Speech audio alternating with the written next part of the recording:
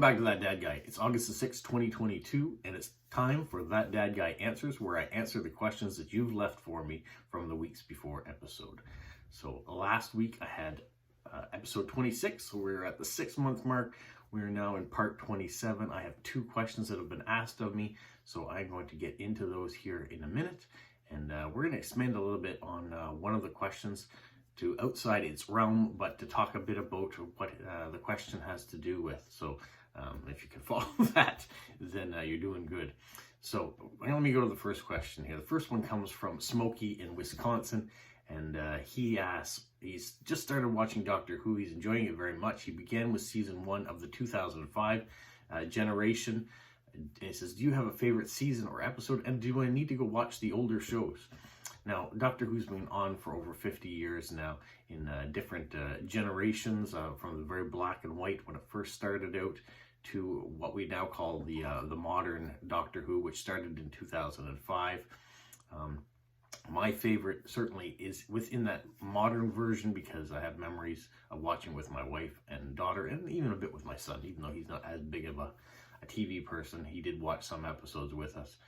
But David Tennant was my favorite new Doctor that was out there. Tom Barker was the one that I watched when I was younger, but didn't watch it regularly. But since the 2005 ones, we have watched all of them and watched them in order as they come out, Christmas episodes and all. So big fans of it.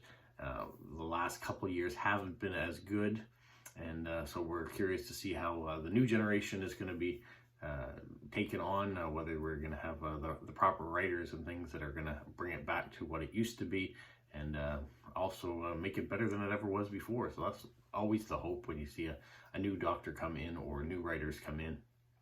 But for me, it was David Tennant. That was the best seasons that were out there, and I found that his portrayal of the Doctor, he was the most lively. Matt Smith, he was good too. I mean, there's also been all sorts of great ones that have been in there. Jodie Whittaker, who is the current and outgoing Doctor, I really liked her portrayal of the Doctor. I just didn't find the scripts gave her a lot of things to work with, and it all became more about the companions. The companions almost had as much of a role as the Doctor did. I didn't like that as much as when the Doctor became the focus. So that's my 2 cents on Doctor Who. Do you need to go back and watch the old one? You don't need to. You don't even need to go back and watch the old season if you start with the current season. But it does give you some context, because they all do build off of things, and they talk about things that happened in previous episodes or previous generations. So sometimes you can get some of the inside jokes when they're going through them. Whether it's a long scarf that shows up in an episode in one of the modern ones, which is harkening back to Tom Baker, or when you talk about the bow tie with someone who doesn't have a bow tie, all sorts of different things. So the more you see, the more you're going to get the jokes. That's all I got to say on that. So hopefully you continue to enjoy it, and tell me what you think after you watch a few seasons. What's your favorite Doctor? So thank you for that. Now let's move on to Basil in India, and he says, with the Commonwealth Games underway, I have a question pertaining to it. What's your best memory watching the Commonwealth Games, maybe either live or televised? All right, so first of all, I've never watched the Commonwealth Games. What? Never watched them. I know that they're going on right now. I know here, Jilly B sent me this card. That's where they're taking place right now in Birmingham, in England, for 2022. There's never been a real appeal for the Commonwealth Games for me, even though there is lots of history behind it. The only real international sporting things that I watch are hockey at Christmas time, when they have international hockey and the world competes for those. I watch that. I watch the Olympics when they come out every 4 years, whether it's winter or summer. I'm fascinated with those. I don't watch every minute of all the Olympics, but there are certain things that I tune in for, and certainly things like the 100-meter race. Canada usually has someone that's in that, and so we will like to cheer them on to see who's going to be the fastest person in the world when they do that. Usain Bolt has won it for years and years, but now that he is no longer competing in it, it gives hope for other countries to try to win it again. You know, there's, I don't know, all sorts of international things that I probably would never watch other than being in the Olympics, like bobsled or skeleton. I know lots of people are into different skatings or biathlon. These are all winter events, but rowing, all sorts of things. So that's when I tune in for international, is for that. As far as Commonwealth Games, I didn't even really know that they're being televised because they're on CBC, which is the Canadian Broadcasting Company, so you can tune in to watch them. But I don't watch a lot of regular television. I watch streaming services. There are some shows that we've recorded that are on regular television that we go back and watch. But most everything is streaming services, or I watch a lot of YouTube, like you're doing right now. It's interesting seeing different things, not the canned remakes of shows that have been on in the past, or movies that are being remade that came out before. I like new ideas, I like new things, and the great thing about YouTube is you're getting to see things like that are either people's life experiences, like what I do, or maybe it's mudlarking, people that are finding things in the river, magnet fishing, or I don't know, rebuilding old houses and castles and exploring places. Those are all interesting things for me that aren't necessarily canned television shows. So when it comes to Commonwealth Games on CBC, I don't really tune in for that. So let me tell you a bit about the Commonwealth Games, because that's where I did find it interesting in this question. I've never been to one. I don't watch them, like I've said, but what is the Commonwealth Games? For those of you who don't know, there are 56 member states that are a part of the Commonwealth, and the Commonwealth is kind of the old British Empire. There was a form, so let me go back into some history here for you as I look it up here. So the head of the Commonwealth is currently Queen Elizabeth II, and in 2018 they said that Prince Charles, Prince of Wales, will become her successor, even though it's not a hereditary position for it. There are 15 member states known as the Commonwealth realm. There is 36 members that are republics and 5 that have different monarchs. So that's what makes up the current 56 member state of the Commonwealth. And let me flip back. I'm taking some history in here just so you get to know it. The very first Commonwealth Games were in 1930, and they were held here in Canada, in Hamilton. So that's kind of cool to have that Canadian connection, that the first games were here. They happen every 4 years, just like the Olympics.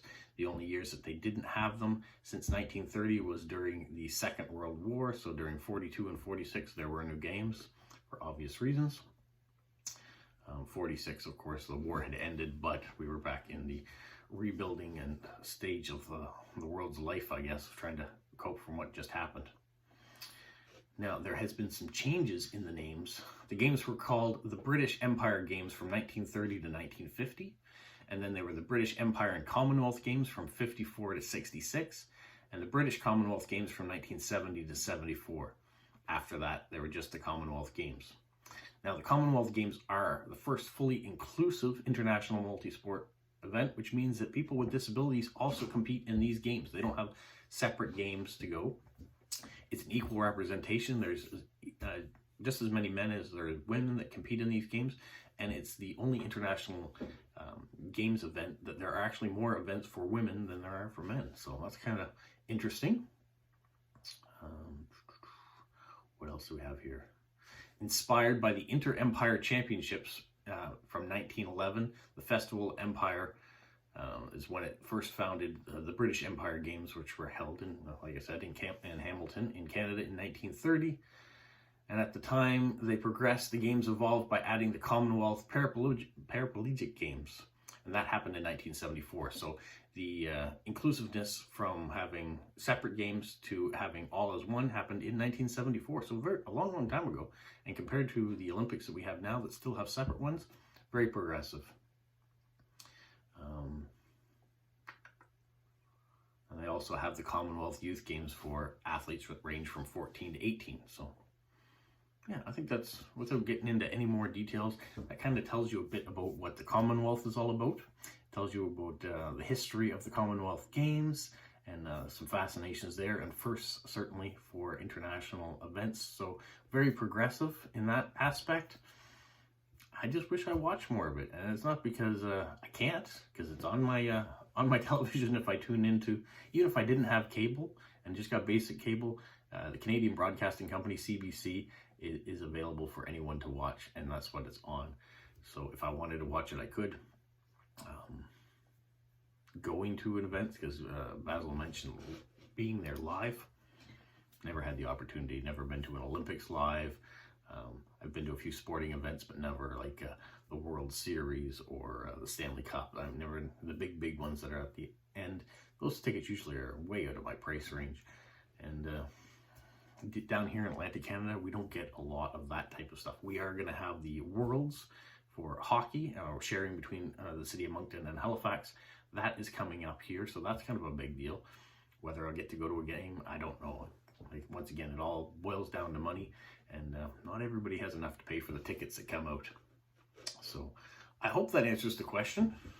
I think the question was answered a long time ago, because he asked, what's my best memory? I have no memories of watching it because I don't watch it. But I hope you enjoyed the history behind what is the Commonwealth Games and what is the Commonwealth, because I enjoyed doing a little bit of research about it. And that's what some of your questions are great for me, is because I get to learn a little bit as well, or get my memory jogged too on some of the history that I did know in the past, but have since forgotten about. So either it's a straight question about Doctor Who and what's your favorite season or episode or Doctor. Those are pretty straightforward. When it comes to political things, like last week we talked about Japan versus Nippon, and why that terminology comes there. I was able to do a lot more history about it, and I think that was more fascinating, and hopefully you guys find it fascinating too. I know these aren't my big popular videos that people want to watch. They want to see what postcards I put out and what postcards I receive. Those are what people mostly tune in for. Maybe some of the festival things, people like that. People certainly like my Canada Post videos. I get lots of views on that. But I do these ones because there are people that enjoy it, and I enjoy the learning aspect of it. So thank you to you who tune in to watch. Thank you for those of you who leave me questions regularly, and hopefully you continue doing so. So next week we can do this again. And if we do, we'll tune in. For now, stay safe though. What, Polo? You say like, subscribe, share, and tell all your friends? Who's a good boy? Who's a good boy?